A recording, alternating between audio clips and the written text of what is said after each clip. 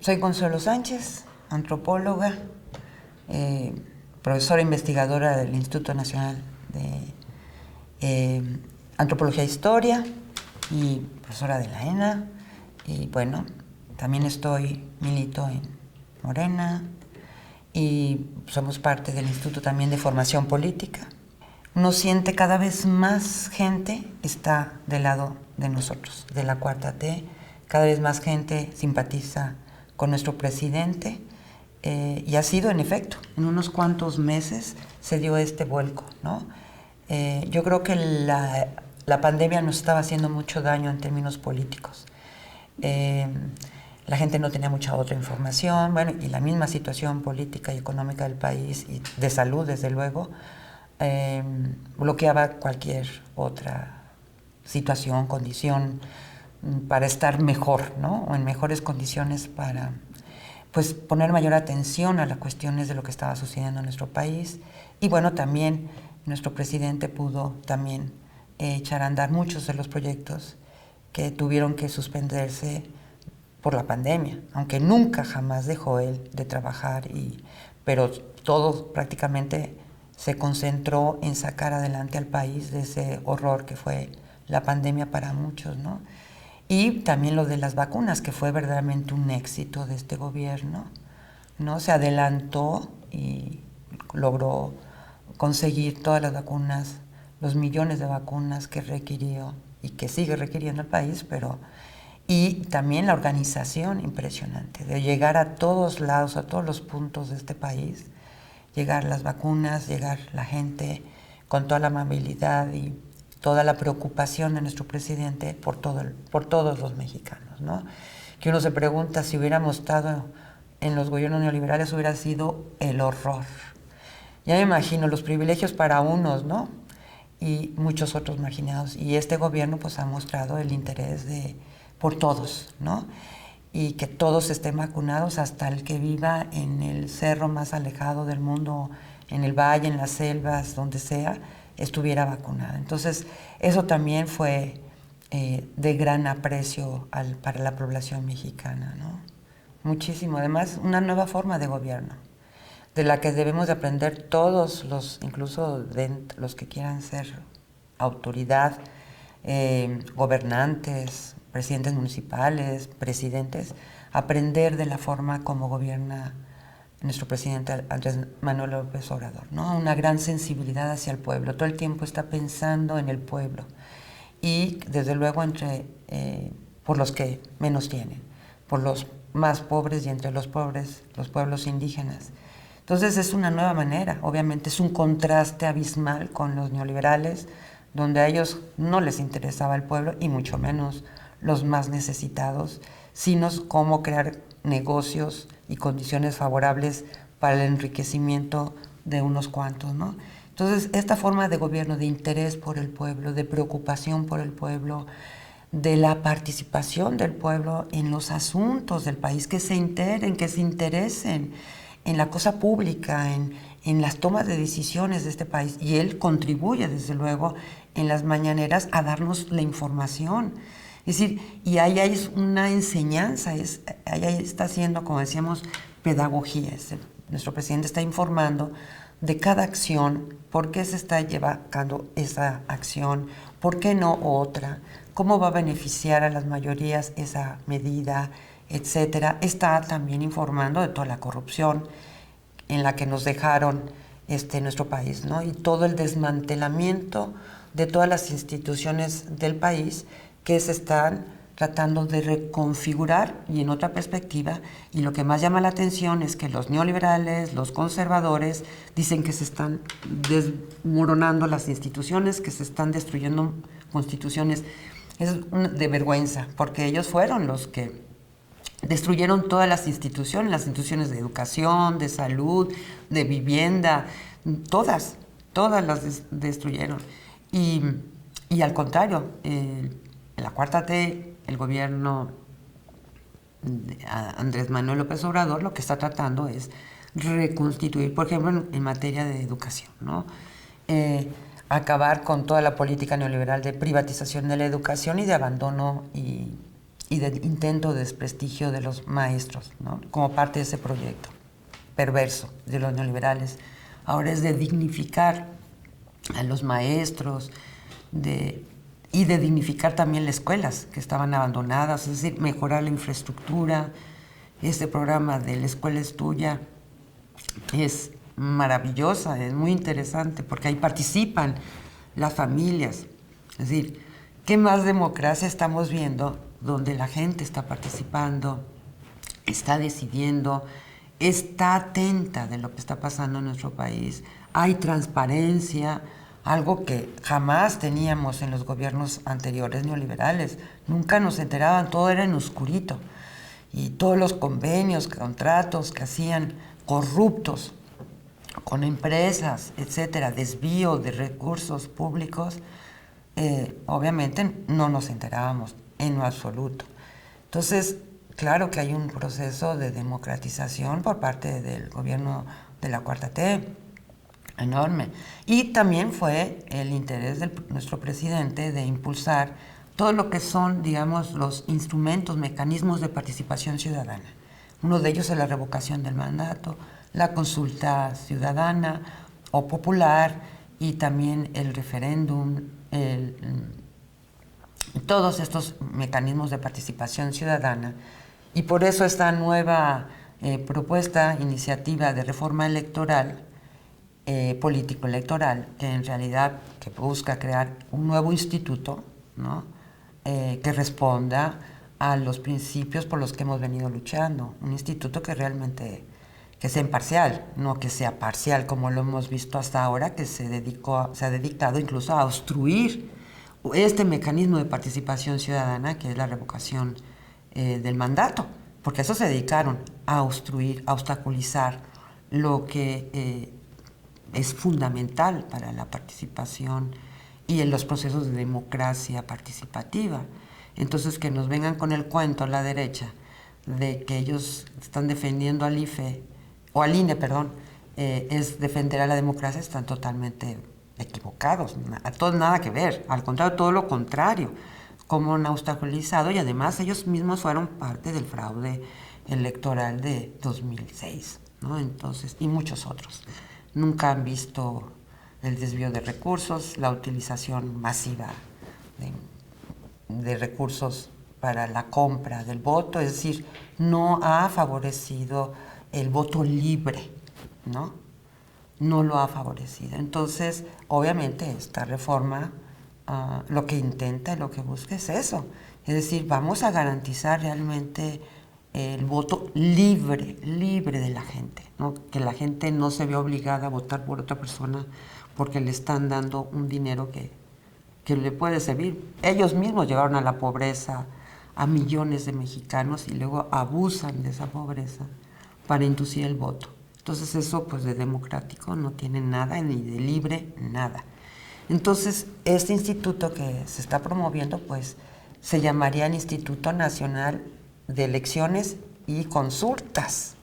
Es decir, ya institucionalizar estos mecanismos de participación ciudadana, no solamente en el proceso de elección de la representación de los representantes en el poder legislativo o los gobernantes, el presidente, gobernadores de los estados y los presidentes y otras autoridades municipales, sino también promover la participación ciudadana mediante estos mecanismos. Entonces, pues es mucho lo que estamos viviendo de proceso de democratización, ¿no? Y decíamos, esta participación del propio presidente en las mañaneras ha sido fundamental para contrarrestar la corrupción que hay en los medios de comunicación. Sí, pues allí hay procesos también que tienen que ver con la democratización y con la soberanía nacional y popular también.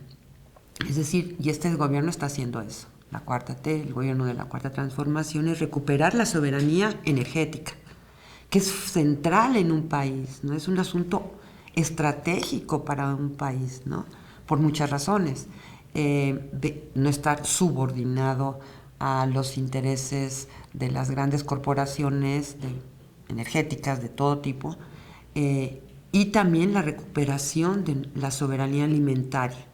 Ese es otro trabajo que se está llevando a cabo en el gobierno de la Cuarta Transformación. Y ahora en fin de semana pasado, pues el presidente estuvo en Guadalajara, en Monterrey, en Veracruz, en Puebla, etcétera, para empujar con miles y miles de agrónomos, técnicos, etcétera, porque para impulsar el programa de soberanía o autosuficiencia alimentaria. Y eso es importantísimo. Es que los neoliberales, es que si vamos comparando, ha sido un horror lo que vivimos durante 36 años, ¿no? Pues este proceso de recuperación de nuestra soberanía energética. Y eso es importantísimo, que nos habían colocado los gobiernos neoliberales subordinados y dependientes de la compra de gasolina en el extranjero, que es verdaderamente una locura, ¿no? Es decir, productores de petróleo, vendíamos nuestro petróleo y luego comprábamos gasolina, es verdaderamente absurdo, ¿no? Y eso, en ese proceso, venía el despojo a la nación, al pueblo, de su recurso petrolero, que es pues una fuente de ingreso importantísimo en el país para poder empujar pues todo, ¿no? Son recursos para sostener universidades públicas, para la educación y todo el sistema de salud que también se está empujando ahora, que es importantísimo lo que está haciendo el gobierno en materia de salud también. Pero decíamos, viene también la parte y la cuestión energética, ¿no? Que ahí todavía nos queda como pendiente hacer la reforma. Afortunadamente está la ley, pero hay que continuar con la reforma. Y bueno, la alimentaria, que es muy, muy importante, también nos dejaron subordinados a las grandes corporaciones productoras de alimentos y comercializadoras de alimentos. Y como ahorita hay una crisis precisamente de alimentos a raíz de la guerra en Ucrania, y el aumento de los precios de los fletes, del transporte de alimentos, pues eso está provocando la inflación y el aumento de los precios de los alimentos.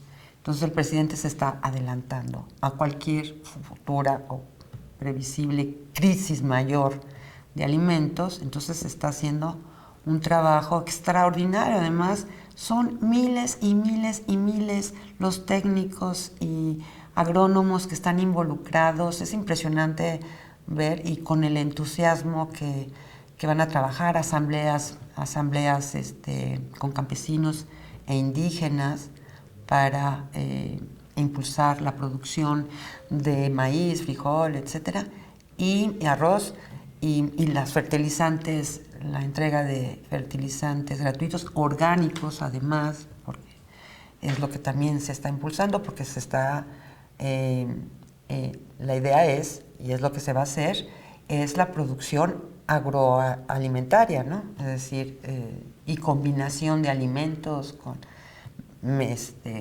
con fertilizantes orgánicos, no químicos, etcétera. Entonces, muy interesante esto, que vamos a ver ahora los resultados de este proceso que ya había mejorado la situación del campesino. Es que estos neoliberales, la visión de que era más barato comprar los alimentos que producirlos nosotros, lo que significó una destrucción de formas de vida cultural y económica que existían en nuestros países y que existe en nuestro país y que ahora se está volviendo a recuperar.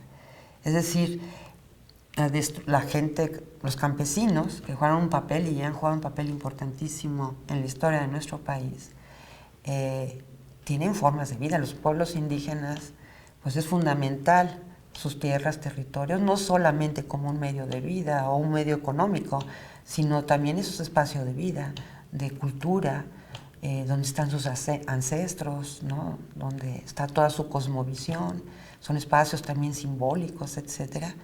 Y esta política pues llevó a muchísimos indígenas a tener que ir a migrar porque no había de qué vivir, ¿no? Entonces eso significó también destrucción. Tuvieron que abandonar, solamente a veces quedaban los abuelos o los hijos, ¿no? Y eso, pues ese abandono del territorio, por razones, no por gusto, sino por necesidad, pues también deja abierto el espacio a otros indeseables, ¿verdad? Entonces, recuperar las formas de vida campesina es importantísimo. Nada más lo están diciendo a nivel internacional.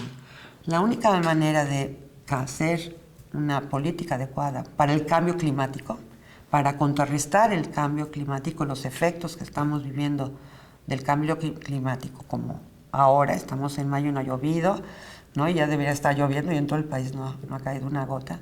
Para contrarrestarlos es la producción campesina. Entonces volver a eso, porque este modelo neoliberal a nivel mundial, no solamente en nuestro país, hizo que muchas formas de vida campesinas tuvieran que abandonar sus lugares, y eso ha sido una tragedia, ¿no? En todos los sentidos. También la pérdida de biodiversidad, por ejemplo, porque ellos son los creadores y generadores, reproductores de la biodiversidad. En nuestro país hay una biodiversidad impresionante, diversidad de maíces, y a raíz de este proceso neoliberal hay pérdida, o están algunas especies en riesgo de perderse, es decir, por todo eso.